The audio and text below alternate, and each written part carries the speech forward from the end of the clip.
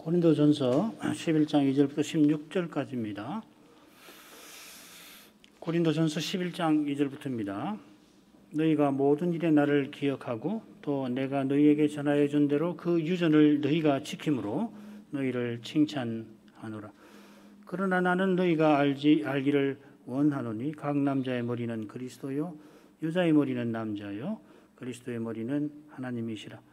무릇 남자로서 머리에 무엇을 쓰고 기도나 예언을 하는 자는 그 머리를 욕되게 하는 것이요 무릇 여자로서 머리에 쓴 것을 벗고 기도나 예언을 하는 자는 그 머리를 욕되게 하는 것이니 이는 머리를 미는 것과 다름이 없음이니라. 만일 여자가 머리에 쓰지 않거든 깎을 것이요 만일 깎거나 미는 것이 여자에게 부끄러움이 되거든 쓸지니라. 남자는 하나님의 형상과 영광이니 그 머리에 마땅히 쓰지 않거니와 여자는 남자의 영광이니라. 남자가 여자에게서 난 것이 아니요 여자가 남자에게서 났으며 또 남자가 여자를 위하여 지음을 받지 아니하고 여자가 남자를 위하여 지음을 받은 것이니 이러므로 여자는 천사들을 인하여 권세 아래 있는 표를 그 머리 위에 둘지니라. 그러나 저 안에는 남자 없이 여자만 있지 않고 여자 없이 남자만 있지 아니하니라. 여자가 남자에게서 난 것 같이 남자도 여자로 말미암아 났으나 모든 것이 하나님에게서 났느니라. 너희는 스스로 판단하라. 여자가 쓰지 않고 하나님께 기도하는 것이 마땅하냐? 만일 남자가 그 긴 머리가 있으면 자기에게 욕되는 것을 본성이 너희에게 가르치지 아니하느냐? 만일 여자가 긴 머리가 있으면 자기에게 영광이 되나니 긴 머리는 쓴 것을 대신하여 주신 영광이라. 변론하려는 태도를 가진 자가 있을지라도 우리에게나 하나님의 모든 교회에는 이런 규례가 없느니라. 바울 사도가 우상 제물 먹는 문제에 이어서 신령한 은사와 예배와 관련된 여러 문제를 함께 다룹니다. 11장 2절부터 해가지고 14장 40절까지인데요. 신령한 은사에 관한 문제는 이미 둘째 대목 2장 6절부터 4장 21절에서 우리가 살폈죠. 거기 보면은 이 고린도 지도자들이 신령한 은사를 자랑하며 자기를 높여 서로 다툰 일이 거기 다루어져 있는데 여기서는 이 여성 안수, 남녀의 문제, 또 이 성찬, 신령한 은사 등 여러 문제, 예배에서 이 신령한 은사를 어떻게 쓸 건가, 성찬을 어떻게 행할 건가, 특별히 이 여성 안수 문제, 여성 사역자의 문제를 다루고 있어요. 사실 전체 줄거리 찾기가 쉽진 않은데 우선 아주 간단하게 말씀을 드리겠습니다. 그 아래 나오는 내용은 관심 있는 분들 왜 이렇게 줄거리를 나누는지 그 근거로서 참조하시기를 바랍니다. 오늘 읽은 말씀은 이 기도와 예언을 하는 이 여성의 문제, 머리에 그 너울을 쓰고 해야 된다, 뭐 이렇게 흔히 생각하는데 핵심은 예언과 기도를 여성이 예배에서 하는 이 문제를 다루고 있는 것이에요. 그 다음 11장 끝까지는 이 교회에 모여서 성찬하는 문제, 예찬과 성찬의 문제를 다루고 있고요. 그 다음 12장 1절부터 14장 마지막까지라고 볼 수 있는데 잘라서 14장 25절까지 소위 신령한 은사에 관한 문제를 다루고 있습니다. 은사에 다양한 은사가 있는데 조화롭게 하되 특별히 이제 말씀 전하는 은사와 관련된 이야기를 하고 있습니다. 그리고 14장 26절부터 33절에는 이 교회에 모여서 예배할 때 그 은사 간의 질서가 어떻게 되는가 하는 문제를 다루어요. 그리고 34절부터 40절까지는 그 여성, 교회에서 여성이 말하는 문제, 그 문제를 다룬다 볼 수 있습니다. 줄거리에서 드러나듯이 여섯째 대목에서 다루는 문제들은 그리스도의 몸인 교회로서 예배하는 일을 다루고 있습니다. 둘째 대목에서는 지도자들의 다툼이 있었는데 이러한 다툼이 예배하는 일에서 여러 가지 장애를 일으킨 것 같아요. 이런 자기를 넘어서 그리스도의 몸답게 서나가는 길을 사도가 한가운데에서 제시하는데 13장 이 거룩한 사랑이 있습니다. 이 거룩한 사랑이 신령한 은사와 관련해서 무엇보다 사모해야 할 것입니다. 12장 마지막에 또 큰 은사를 사모하라. 내가 제일 좋은 길을 보이겠다. 14장 1절에 사랑을 따라 구하되 특별히 예언하는 말씀 전하는 은사를 구하라. 그렇겠죠. 이 거룩한 사랑이 악에는 어린아이가 되고 지혜에는 장성한 자가 되게 합니다. 지혜에 장성한 사람이 되는 길은 사도가 전하여 준 대로 이 유전을 지키는데 있습니다. 여러 가지 문제를 다루지만은 결국은 이 사도적 전승의 문제를 강조를 하고 그 전승을 잘 받으면은 이 거룩한 사랑을 나타낼 거다. 그게 교회의 문제의 해답이다. 이 말이죠. 8장부터 10장에도 똑같은 구조로 되어 있어요. 자세히 읽어보면. 자, 이런 정도 하고 첫 번째 대목, 달라고 하죠. 기도와 예언하는 여성의 문제. 바울 사도는 이 부분을 시작하면서 사도적 유전을 언급을 합니다. 마찬가지로 16절 보시면은 하나님의 모든 교회에서 교회가 따르는 이 규례를 말합니다. 서로 짝을 이루죠, 그죠? 단락 처음에서는 사도적 유전을 지켜서 칭찬한다 했는데 16절에 보면은 책망하는 느낌을 주죠, 그죠? 이런 법은 없다. 하나님의 모든 교회에서 여성이 예배에서 기도하고 말씀 전하는 이런 법은 없는 거다. 그렇게 꾸짖고 있죠.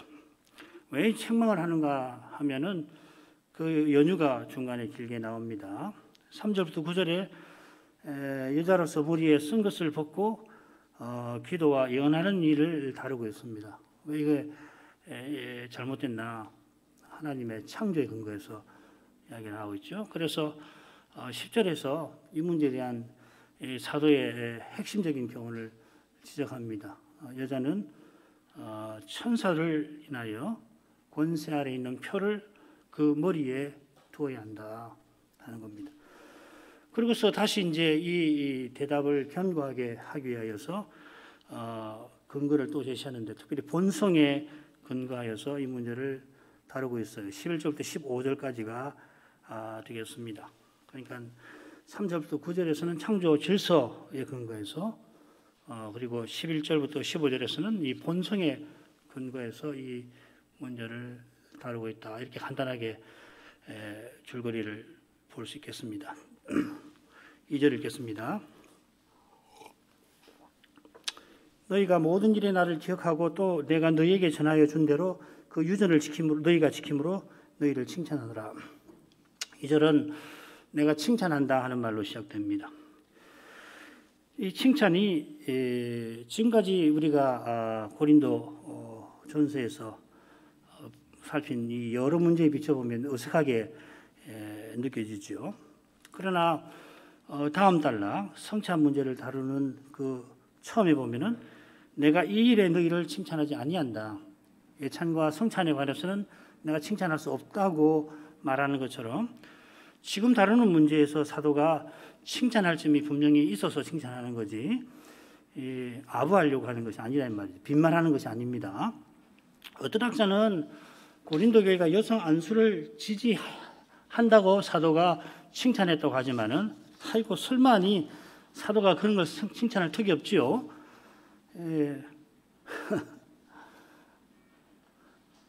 지금 한국의 복음주의 신학자의 대표라는 사람이 이런 식으로 이야기를 하고 있다고요. 이 사람이가 똑같이 이야기하는 건 아닌데 사도가 여성 안수를 이 본문에서 지지하고 있는데 한국 교회는 이걸 깨닫지 못하고 고린도서 14장 끝에 있는 그 사본상에도 그 의심스러운 그걸 들고서 여성 안수를 반대하냐 꾸짖고 있단 말이죠. 사도를 자기보다 못한 신학자 정도로 만들고서 그런 짓을 하고 있어요. 기가 막히죠. 그러나 이 단락에서 다루는 문제가 간단치 않다는 것은 이런 주장을 통해서도 짐작할 수가 있습니다. 사도가 고린도에 가서 복음을 전하면서 전하여 준 그 유전을 지키는 문제에 문제가 생기긴 했지만은 아마도 많은 사람은 여전히 사도의 유전을 지키려고 이 문제를 사도에게 문의한 것 같습니다. 그래서 모든 일에 나를 기억한다 했는데 교회 모든 일에서 사도의 교훈을 이들이 좇는 것을 가리킬 겁니다. 여기서 이 유전은 특별히 말씀 전하는 직분과 관련된 것이지 어떤 관행 문제가 아니라 하는 겁니다. 자, 그 문제를 이제 보지요. 3절부터 9절인데 먼저 하나님께서 세우신 남녀의 질서를 3절에서 교훈합니다. 이 질서는 하나님의 창조에 근거합니다. 8절 9절. 그리고 가운데 여자가 머리에 쓴 것을 벗고 기도와 예언하는 문제를 다루고 있어요. 4절부터 7절까지인데 남자의 이야기를 4절과 7절에서 이야기하고 가운데 5절과 6절에서 여자가 머리에 쓴 것을 벗고서 기도와 예언을 하면 그 머리를 욕되게 한다. 뭘 강조하려고 하는 것이 분명하죠. 이 남자의 문제가 아니고 지금 여자의 문제. 여자가 예배에서 기도하고 예언하는 문제를 다루고 있다는 것을 이 줄거리를 통해서 짐작할 수가 있다 이 말입니다. 3절로 갑니다. 그러나 나는 너희가 알기를 원하노니 각 남자의 머리는 그리스도의 여자의 머리는 남자요 그리스도의 머리는 하나님이시라. 그러나 하고서 칭찬했지만은 그러나 하고서 이 고린도 교회에 문제가 있음을 암시합니다. 이어서 너희가 알기를 원한다 하여서 이 문제에 대한 사도적 대답을 주님의 대답을 이제 제시하려 하는 것이죠. 자, 이 문제가 머리에 관련된 것이라 3절에 머리 이야기를 합니다. 이 머리라는 말은 다스리는 권위에 관련된 겁니다. 에베소서 1장 22절 만물 위에 교회의 머리를 이루어 두셨다. 5장 23절 남녀 부부 관계 이야기하면서 이 그리스도가 교회의 머리이듯이 남자가 이제 머리다. 이 다스리는 문제, 권위에 관한 것을 이 머리라고 표현한 거죠. 자, 어떤 권위에 관련된 것인지는 이어나오는 표현들에 잘 드러납니다. 남자의 머리는 그리스도라 했으면 바로 그리스도의 머리는 하나님이시라 이렇게 전개하는 것이 자연스러운데 대뜸 여자의 머리는 남자요 합니다. 자, 이것은 지금 사도가 뭘 다루려고 하느냐, 남자 여자의 문제, 정확하게 예배에서 기도하고 예언하는 일에 있어서 질서가 뭔가 권위가 어떤 것인가 하는 것을 다루려고 한다 하는 거죠. 아울러서 각 남자의 머리, 모든 남자의 머리는 그리스도이지만은 모든 여자의 머리가 남자인 건 아닙니다. 사도가 의도적으로 각 여자라는 말을 빼버렸죠. 그리스도께서 각 남자의 머리시니 각 여자의 머리이십니다. 이는 우리가 그리스도의 몸인 것과 붙어 있습니다. 그러나 각 여자의 머리는 모든 남자가 아니라 그 남편입니다. 아프가니스탄을 장악한 탈레반은 어린 아들이 어머니를 다스려야 한다고 가르칩니다. 실제로 그런 걸 제가 동영상에서 봤는데 기가 막혀요. 버스를 타는데 어머니를 어린 아들이 이래라 저래라 한단 말이에요. 그러나 성경은 아들에게 내 어머니를 공경하라고 가르칩니다. 얼마나 공경해야 되냐면 내 어머니의 법을 떠나지 말라. 내 어머니의 법이란 말은 어머니가 아버지와 함께 아들을 가르친다는 이야기 아니에요. 하나님께서 태초에 세우신 남자와 여자의 관계에 의해서 사도는 교회에서 가르치고 다스리는 일이 남자에게 있다 교훈하는 것입니다. 디모데전서 2장 12절에서는 아주 분명하게 거기 언급을 하고 있습니다. 그런데 왜 고린도 교회에서는 이렇게 미묘하게 이야기하는가?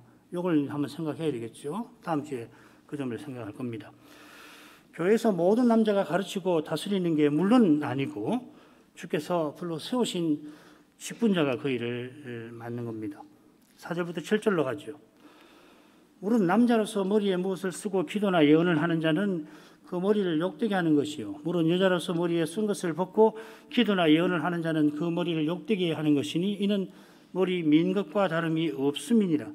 만일 여자가 머리에 쓰지 않거든 깎을 것이요 만일 깎거나 미는 것이 여자에게 부끄러움이 되거든 쓸지니라. 남자는 하나님의 형상과 영광이니 그 머리에 마땅히 쓰지 않거니와 여자는 남자의 영광이니라. 조금 전에 이 부분 줄거리와 주제는 말씀드렸습니다. 이제 정확하게 무슨 문제가 고린도 교회에 있었는가 살피도록 하죠. 오늘날 우리에게는 낯선 관습 혹은 규례이긴 한데 사도는 단지 관습을 다루려고 하는 게 아니라 모든 교회를 위한 규례를 다루려 합니다. 그 규례가 뭔가 여러분 알고 계시지만은 로마 가톨릭 교회는 예배드릴 때 여성들이 너울을 쓰고 예배에 참여하는 것을 알 수가 있을 겁니다. 이 구절을 들고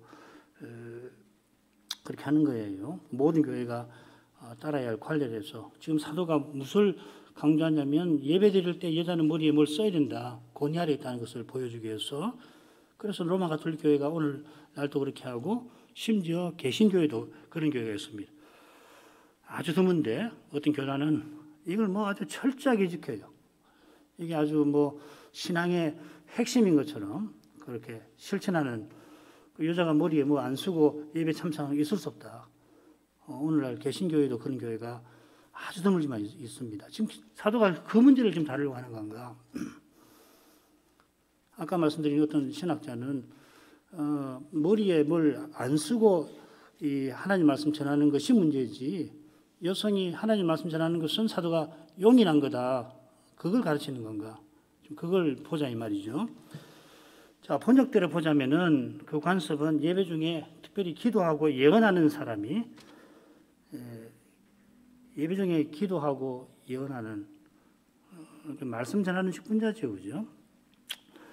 머리에 쓰는 일과 관련된 겁니다. 4절 머리에 뭘 쓰고 5절 머리에 쓴 것을 벗고 6절 머리에 쓰지 않거든 7절 머리에 쓰지 않거니와 또 13절 쓰지 않고 여기 머리에 쓴다는 말은 말이 똑같은 번역어 낱말을 번역한 건데 이게 이제 정확히 무슨 말일까? 머리에 쓴다든지 쓰지 않는다든지 이게 무슨 말인가?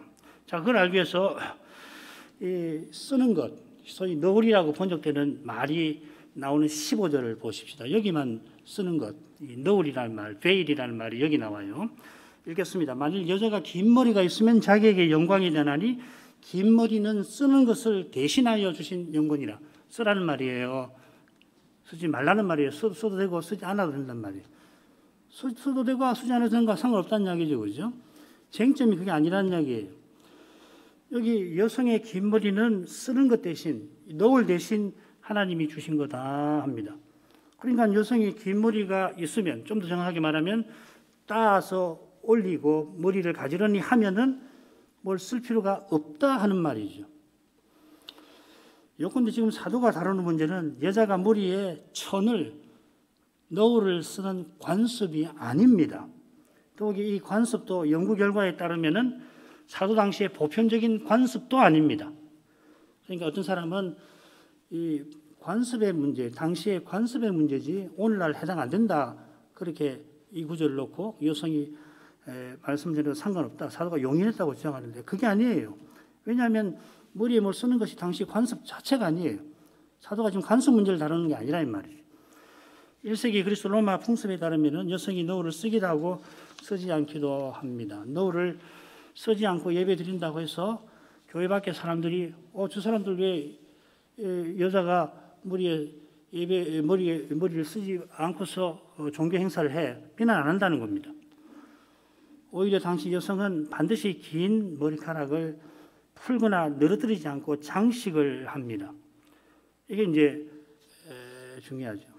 머리카락을 풀거나 늘어뜨리면은 절망이나 슬픔의 표시고 그건 장례식 같은데 허용되는 거예요. 이야기가 길어서 뭐 예를 들기가 좀 그런데 요즘에는 뭐 유튜브 같은 것도 많고 그러니까 로마에 관한 뭐 영화나 보시면은 자세히 보십시오. 어떤데 여성이 긴 머리를 풀어 헤치는가? 장례식 때 장례식과 같은 상황에서 슬픔을 표하기 위해서 그렇게 합니다. 그처럼 구약 율법에도 여성이 너울을 써야 한다는 조항이 없어요. 율법에 어디에도 없습니다. 남자조차도 머리를 깎지 말라고 금하고, 왜냐하면 우상 숭배와 관련되니까. 역시 슬픈 날에 남자도 머리카락을 길게 늘어뜨리고 풀어 해칩니다. 특히 문둥병자가 되면 머리를 풀면서 내가 부정하다 외쳐야 합니다. 이런 관행에 비추어 4절부터 7절에 머리에 쓰지 않는다, 쓴 것을 벗는다 하는 표현은 기도나 예언을 하면서 긴 머리카락을 늘어뜨리거나 푸는 것을 가리키는 것 같습니다. 지금 이 고린도 교회의 어떤 여성들이 교회에서 말씀을 전하는데 당시 풍습의 도발적인 모습을 하고서 말씀을 전한다는 겁니다. 지난번에 이 우상제사에 굳이 가서 믿음을 자랑하는 사람들이 있다고 했는데 이 여성들도 이미 내가 부활에 이르렀다고 생각하고서 도발적인 사람들이, 그 당시 사람들이 흔히 받아들이는 그런 것조차도 무시해버리고 나는 이제 창조 질서나 일반 질서를 넘어선 사람이다, 그렇게 자랑하면서 이 말씀을 전했던 것 같아요.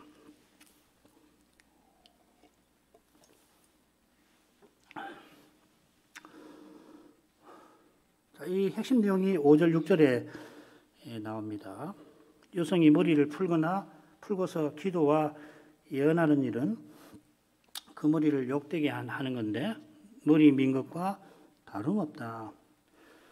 머리를 민 것과 같아. 6절에도 머리카락 미는 것이 나오죠. 머리카락 미는 것은 여자에게 부끄러움이 된다 합니다. 머리카락을 민 여성은 부끄럽게 되고 자기 머리도 부끄럽게 만듭니다. 여성이 머리를 풀거나 늘어뜨린 것이 자신에게 부끄러운 일이고 남편도 부끄럽게 만드는 것이에요. 자, 이런 내용에 비춰서 6절 상반절 보십시다. 여자가 머리에 쓰지 않거든 깎을 것이요. 즉 깎는 것이 부끄러운 일인데 머리에 쓰지 않거든 깎으라 이 말이죠. 차라리. 바로 이어서 미는 것, 깎는 것이 여자에게 부끄러운 일이라고 했는데 그렇다면 여자가 머리카락을 풀어서 늘어뜨린 것이 깎는 것보다 부끄러운 일이 된다 이 말이죠. 그만큼 자기 머리를 부끄럽게 만드는 것입니다. 이런 상태로 예언하는 것. 바로 앞에서 여자의 머리는 남자라고 한 대로 자기의 머리를 부끄럽게 만든다는 것은 남편의 권위를 땅에 떨어지게 한다는 뜻입니다. 단지 머리카락을 풀어서 그런 게 아니라 당시 관습을 무시하는 그런 모습으로 예배에서 기도하고 예언해서 그렇다 하는 거예요. 자, 그런데 4절에 해보십시다. 4절과 7절을 볼 건데 남자로서 머리에 무엇을 쓰고 기도하거나 예언하는 것은 그 머리 곧 그리스도를 욕되게 한다 했습니다. 5절부터 7절과 마찬가지로 여기 머리에 무엇을 쓰고 이렇게 번역을 했지만은 전혀 다른 말입니다. 원문을 그대로 옮기면은 조금 어색한데요. 머리로부터 내려서 하다, 쓰다 이 말입니다. 이 무슨 말이냐면은 로마 황제 아우구스투스가 자기 신에게 제사를 드리면서 로마 남자들은 토가를 입잖아요. 머리에서 발까지 긴 옷.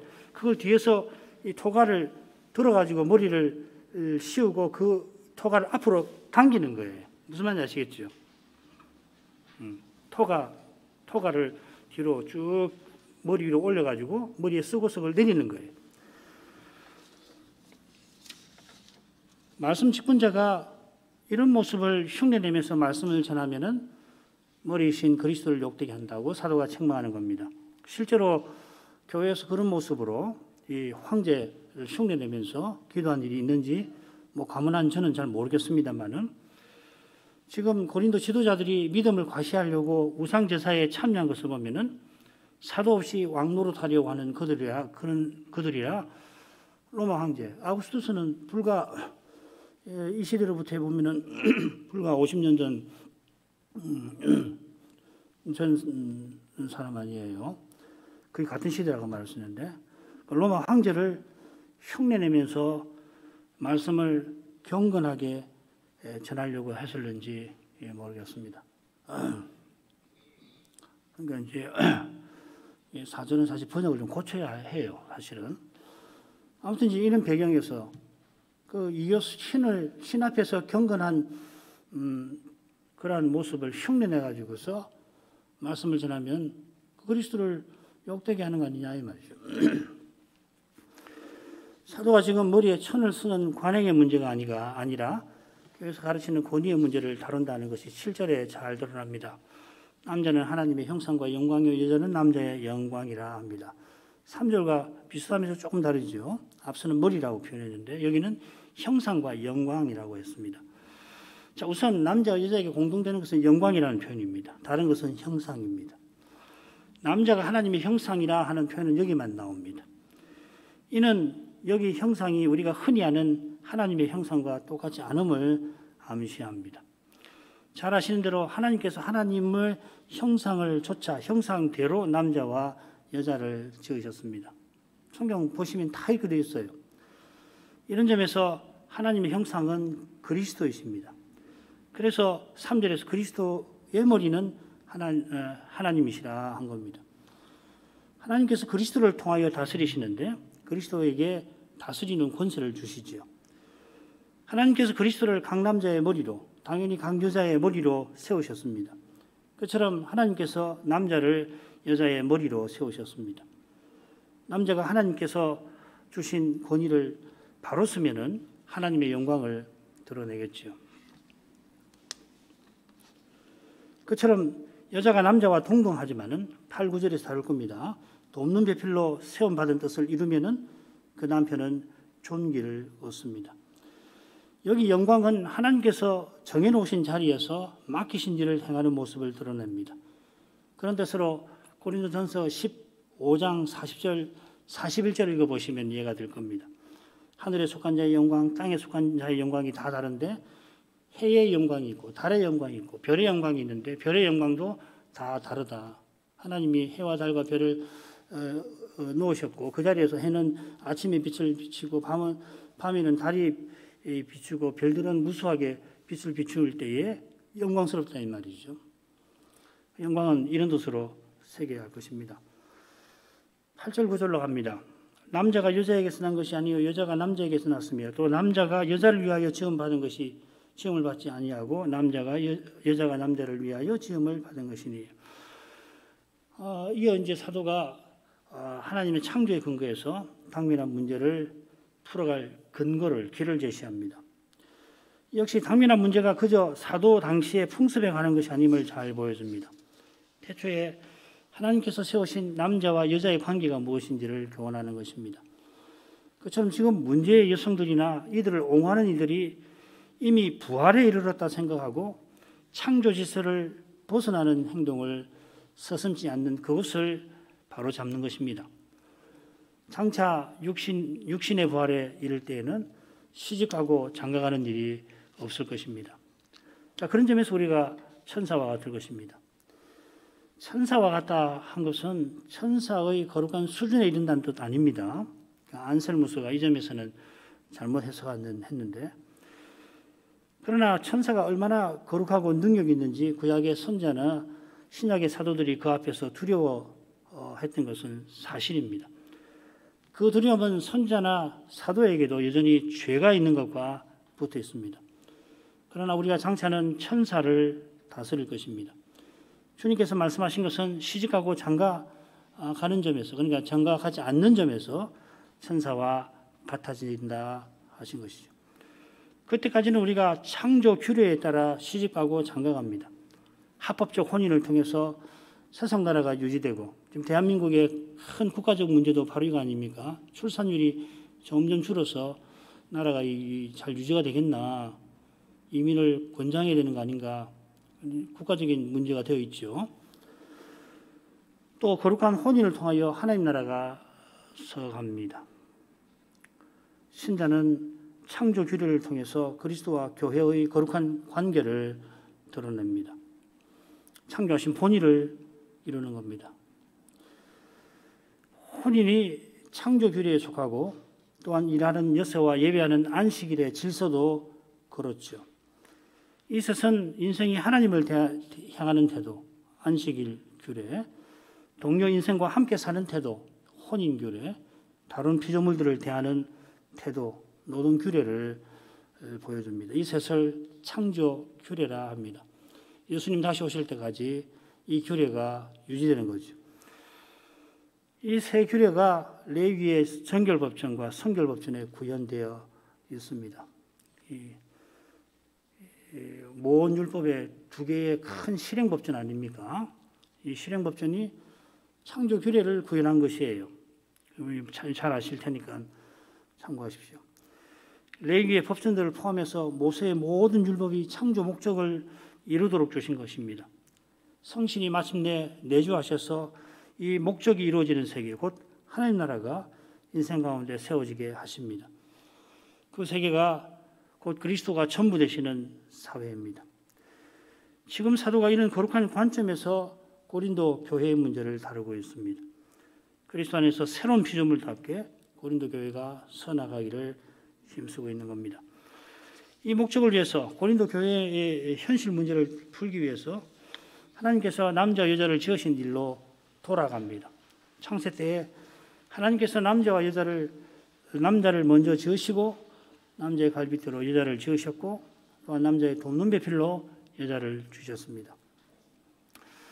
하나님께서 다른 동물과는 달리 다른 동물은 한 번에 함께 동시에 지으시는데 사람은 남자를 먼저 지으시고 남자에게서 여자를 지으셨습니다. 이 사람과 동물의 다른 점이죠. 여자가 남자에게서 낳았다 했지 남자가 여자를 지은 건 결코 아니지요. 흥미롭게도 여자가 남자에게서 난 것 같이 모든 것이 하나님에게서 났다 합니다. 12절. 이 표현은 하나님께서 만물의 기원이심을 가리킵니다.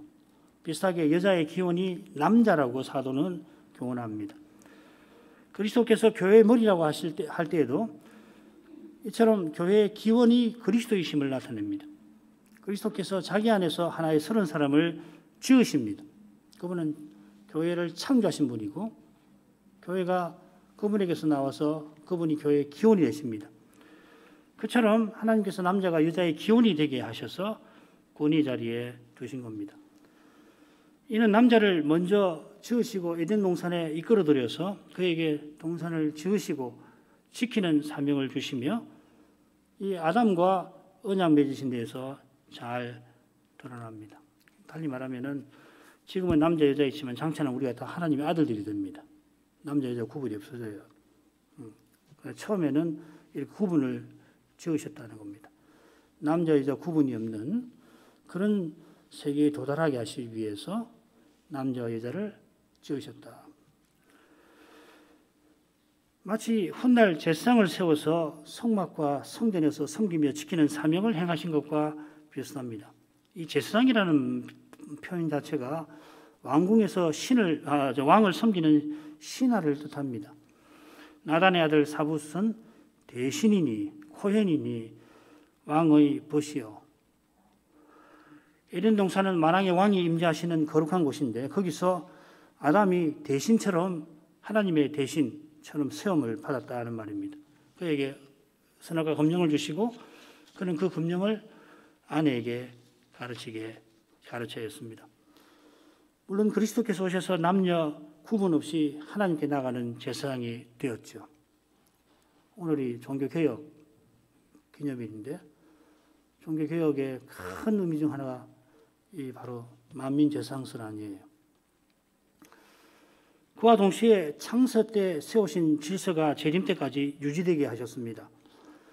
그처럼 이 질서가 이제 그리스도 안에서 재림을 향하여 작동되게 하십니다. 직분 없는 나라를 향하여 나아가게 하시려고 여전히 직분을 세우십니다. 남자 여자 없는 세상을 이루게 하시려고 여전히 혼인하게 하십니다. 혼인하지 하지만 남자가 섬김으로 사랑하게 하시고 여자가 역시 사랑함으로 섬기게 하십니다. 그리스도 안에서 이 구분이 실질적으로 허물어지게 뒤집어지게 만드신 거죠.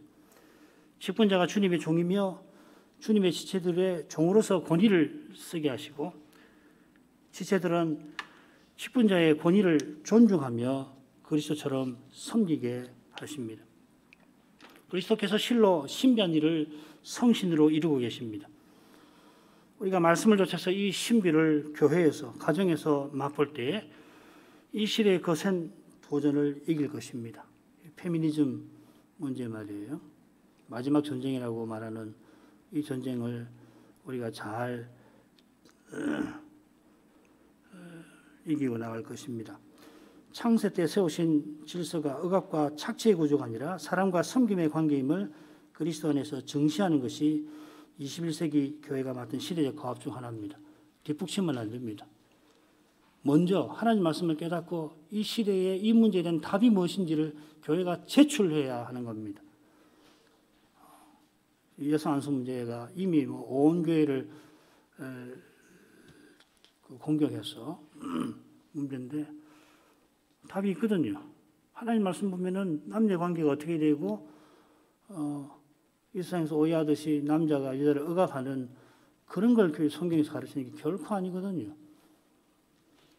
교회는 그 답을 찾아내고 선제적으로 구현해 나가야 하는 겁니다. 그거 해야 해요. 직분론에 있어서. 그런 깨달음이 있어서 여성을 목사나 장로에 세우진 않지만은 그러나 여성에게 주신 그 은사를 교회가 10분 존중하고 쓸 수 있는 기회를 허락해야 할 것입니다. 길이 얼마든지 있어요. 남자가 여자를 위하여 지원받지 않고 여자가 남자를 위하여 지원받았다 하신 말씀도 현대의 색안경을 끼고 보면 안 될 것입니다. 이 말씀은 하나님께서 여자를 돕는 배필로 세우신 것을 말합니다. 이 돕는 배필에 삼위의 신비가 배어 있습니다. 배필은 동등을 뜻합니다. 삼위는 동등하십니다. 동등하신데 언제나 서로 아래 계십니다. 아버지는 아들의 아버지로만 계시는데 성신 안에서만 그리하십니다. 철저하게 아버지는 아들과 성신에게 자기를 매이시고 아래에 계시려고 하는 겁니다. 아들도 그러시죠. 성신도 자존자이시지만은 자존자가 누굽니까? 스스로 계시는 분 아니에요. 그런데 성신은 언제나 아버지의 신, 아들의 신으로 계십니다. 이런 관계 가운데 계시는 삼위께서 여성을 돕는 자로 세우셨습니다. 돕는 배필보다는 배필인 도움입니다.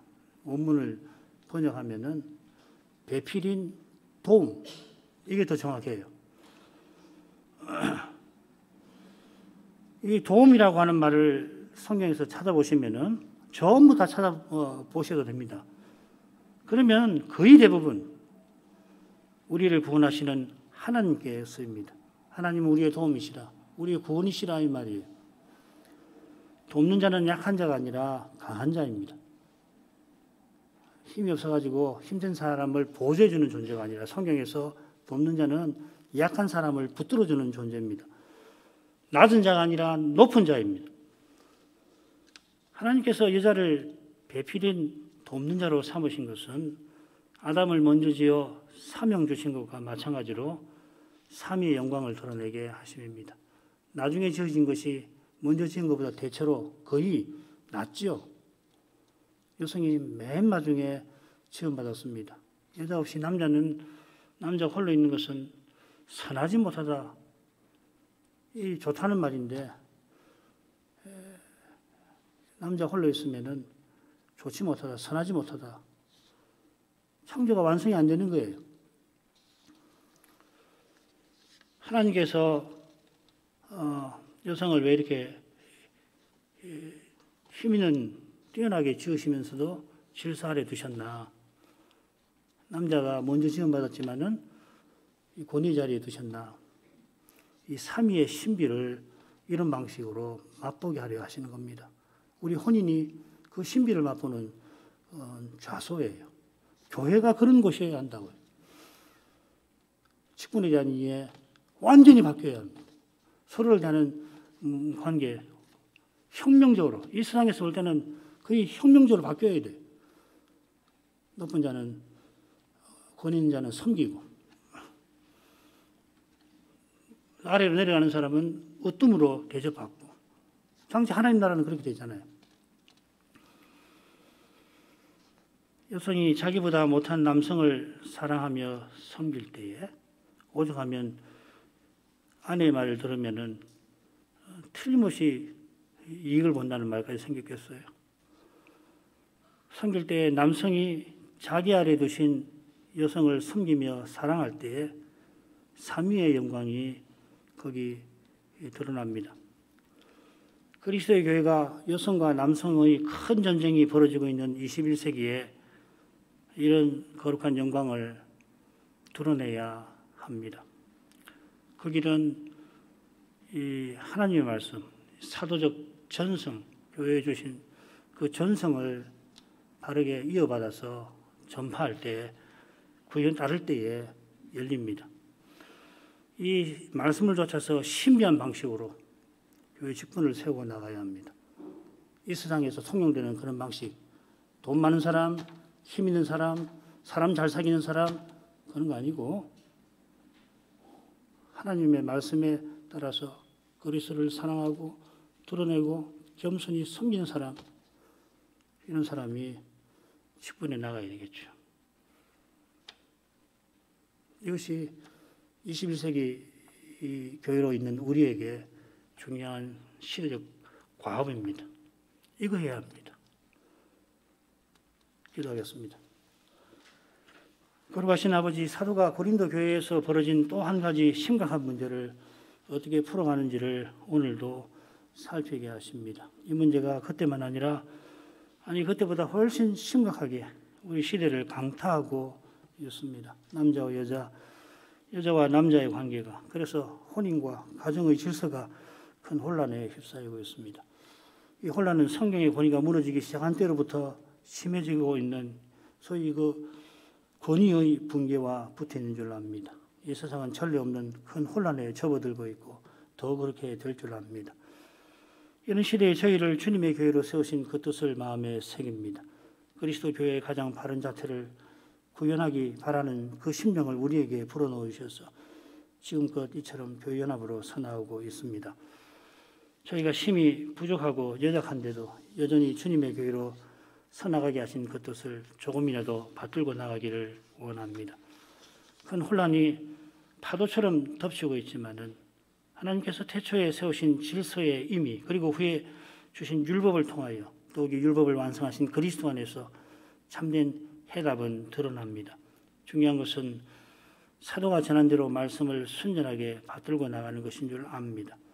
눈앞의 현실이 말씀과 심히 어긋나 보일 때도 그 말씀을 굳게 붙잡고 나가는 믿음이 중요합니다. 그 믿음을 통해서 주님께서 이 시대의 문제에 참된 답이 되어 주실 것입니다. 그리스도의 세계를 이루는 것이 이 시대에도, 이보다 더욱 힘들어질 시대에도 참된 해답 곧 구원을 이루는 길인 줄 믿습니다. 자비하신 아버지께서 주의 백성들, 특별히 더욱 힘든 시대를 살아갈 젊은 세대를 위하여 절실한 말씀 꼭 전해 주시옵소서. 강단들에서 시대의 어둠을 밝히고 어둠의 시대를 이기는 말씀이 늘 전파되게 해 주십시오. 이를 위해서 교우들이 간절히 기도하게 하옵소서. 무엇이 우리에게 참으로 중요한지 잊어버리지 말고 참으로 중요한 그것을 위하여 다른 모든 사소한 것을 버리게 해 주옵소서. 예수님 외에 그리스도를 위하여 무엇이든지 기꺼이 버리게 하옵소서. 예수님 이름으로 기도합니다. 아멘.